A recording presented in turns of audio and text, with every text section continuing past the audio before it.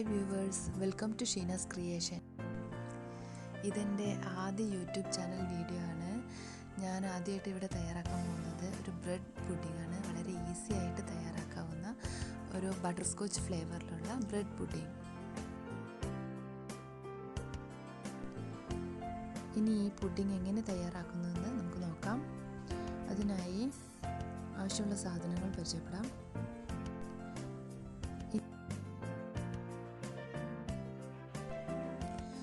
ഞാനിവിടെ 8 piece bread എടുത്തിട്ടുണ്ട്. അരക്കപ്പോളം പഞ്ചസാര, പീനട്ട്, പാല്, പിന്നെ ബട്ടർ. ഇനി ഒരു പാത്രത്തിലേക്ക് 3 ടേബിൾ സ്പൂൺ പഞ്ചസാര കുറച്ച് വെള്ളവും ചേർത്ത് ഒന്ന് കാരമലൈസ് ചെയ്തെടുക്കണം.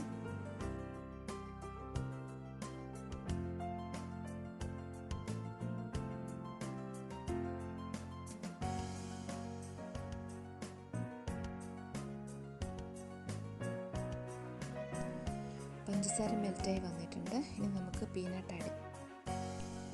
പീനട്ട് ചേർത്തൊന്ന് ഇളക്കിയതിന് ശേഷം പെട്ടെന്ന് തന്നെ നമുക്കിത് ഒരു പാത്രത്തിലേക്കോ ബട്ടർ പേപ്പറിലേക്കോ പകർത്താം.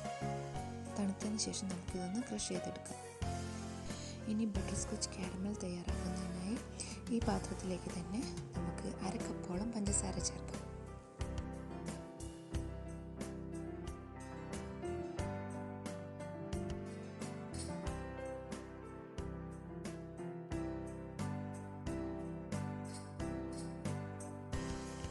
പഞ്ചസാര എല്ലാം നന്നായി മെൽറ്റായി ബ്രൗൺ കളറായി വന്നിട്ടുണ്ട്.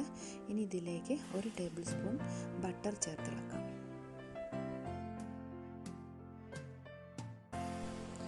ഈ സമയം ഫ്ലെയിം നന്നായി കുറച്ച് വേണം വയ്ക്കാൻ.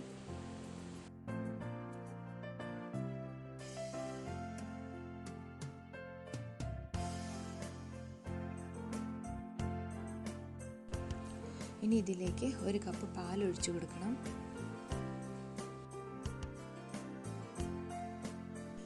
ഇനി കുറച്ച് നേരം നന്നായി ഇളക്കി കൊടുക്കണം.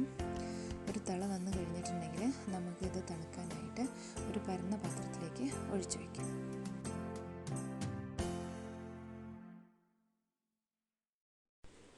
അടുത്തതായി വിപ്പിംഗ് ക്രീം ബീറ്റ് ചെയ്തെടുക്കാം.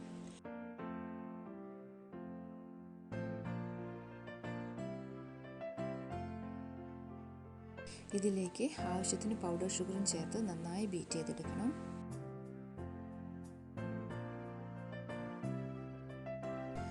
ഇനി പകുതി വിപ്പിംഗ് ക്രീം നമുക്ക് മറ്റൊരു ബൗളിലേക്ക് മാറ്റാം.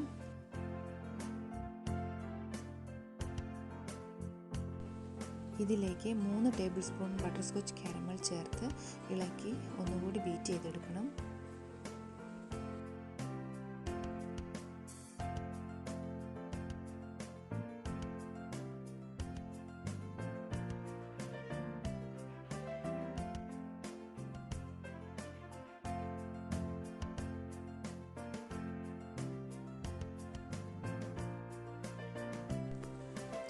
പുഡിംഗ് ഇനി സെറ്റ് ചെയ്തെടുക്കാം. അതിനായി ബ്രെഡ് സ്ലൈസ് ഓരോന്നായി ബട്ടർ സ്കോച്ച് സിറപ്പിൽ ഡിപ്പ് ചെയ്ത് ട്രേയിൽ നിരത്തി കൊടുക്കാം.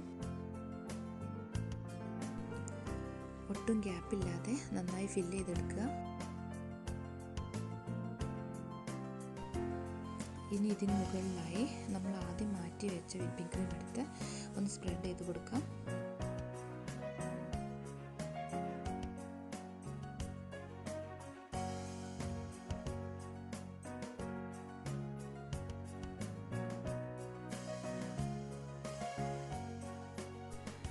അതിനുശേഷം കുറച്ച് ബട്ടർ സ്കോച്ച് സിറപ്പ് എടുത്തിട്ട് ഇതിന് മുകളിൽ നമ്മൾ അവിടെ ഇവിടെയൊക്കെ ഇട്ടൊന്ന് തെളിച്ച് കൊടുക്കാം.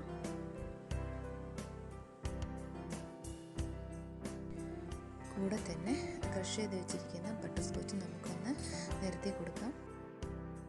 ഇതാ ഇപ്പോൾ നമ്മുടെ ഫസ്റ്റ് ലെയർ കംപ്ലീറ്റ് ആയിട്ടുണ്ട്. ഇനി ഇതുപോലെ തന്നെ നമ്മൾ സെക്കൻഡ് ലെയർ ഒന്ന് ചെയ്തെടുക്കാം.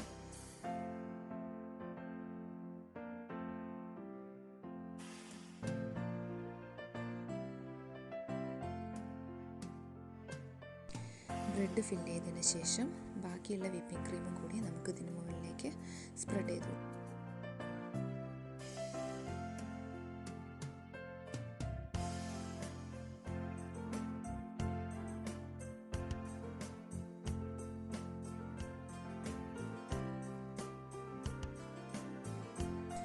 ഇനി ബാക്കിയുള്ള ബട്ടർ സ്കോച്ച് സിറപ്പ് നമുക്ക് ഇതിന് മുകളിലായി ഒന്ന് ഒഴിച്ചു കൊടുക്കാം.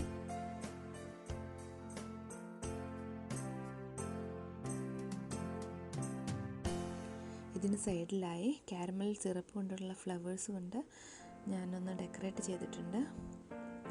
ഇനി ഈ പുഡിംഗ് ഒരു 4 മണിക്കൂറെങ്കിലും ഫ്രിഡ്ജിൽ വെച്ചൊന്ന് തണുപ്പിച്ചെടുക്കണം.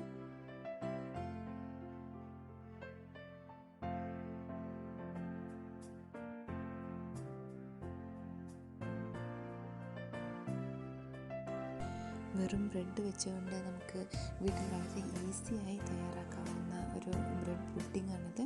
കുട്ടികൾക്കും വലിയവർക്കും എല്ലാം ഒരുപോലെ ഇഷ്ടപ്പെടും. നിങ്ങളെല്ലാവരും ഇതൊന്ന് ട്രൈ ചെയ്ത്